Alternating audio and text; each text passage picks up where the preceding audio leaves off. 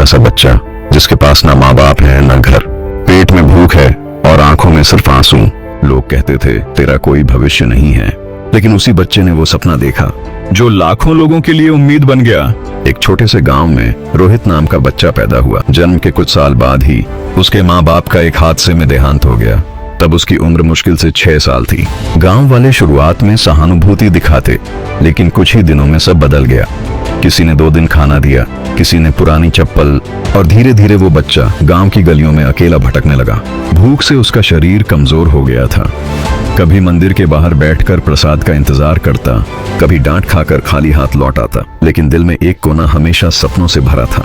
वो स्कूल की खिड़की से बच्चों को किताब पढ़ते देखता, आंखें चमक जाती, लेकिन मास्टर जी ने कई बार उसे डांटा, यहाँ क्यों खड़ा रहता है, तुझे पढ़ाई करनी है तो फीस भर। फीस? रोहित के पास तो खाने के भी पैसे नहीं थे। गांव के बच्चे ताने कसते, अरे तू तो अनाथ है, तेरा कोई भविष्य नहीं।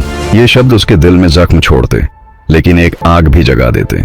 एक रात भूख से बेहाल वो आसमान की ओर देख रहा था।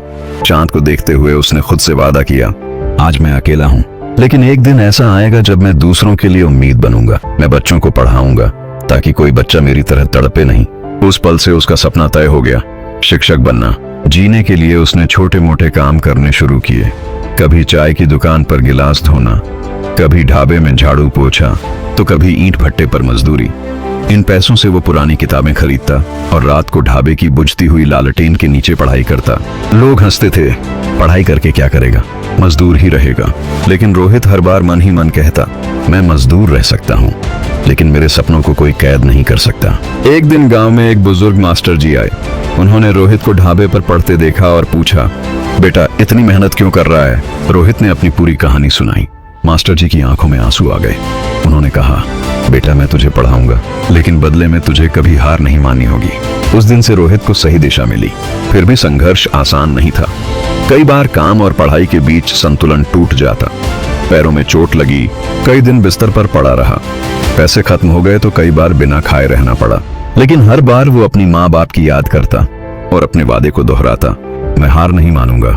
सालों की मेहनत रंग लाई और आखिरकार रोहित ने स्कूल पास किया। गांव वाले हैरान थे, क्या अनाथ रोहित पास हो गया? लेकिन रोहित का सफर यही नहीं रुका। उसने कॉलेज जाने का निश्चय किया। फीस भरने के लिए वो शहर गया और अखबार बेचने लगा। सुबह 4 बजे उठकर अखबार बांटता, फिर दिन में क्लास करता और रात को ढाबे में काम। ये जीवन कठिन था, लेकिन उसका सपना और विश्वास उसे आगे बढ़ाते रहे। आखिरकार पढ़ाई पूरी हुई और रोहित शिक्षक बन गया। जब पहली बार बच्चों के सामने क्लास में खड़ा हुआ तो उसकी आंखों से आंसू बह निकले। उसने बच्चों से कहा, मैं तुम्हारे जैसा ही एक बच्चा था, अनाथ, भूखा, बेसहारा, लेकिन सपनों पर विश्वास रखा और मेहनत की। तुम भी कर सकते हो। समय बीता और रोहित ने अनाथ बच्चों के लिए एक फ्री स्कूल खोला। वहाँ वो बच्चों को पढ़ाता और उन्हें वहीं सीख देता। तुम्हारी परिस्थितियां तुम्हारी तकदीर तय नहीं करती, तुम्हारा हौसला करता है। धीरे धीरे उसकी कहानी अखबारों और टीवी में छपने लगी। लोग कहते, वो अनाथ बच्चा आज लाखों बच्चों का सहारा बन गया।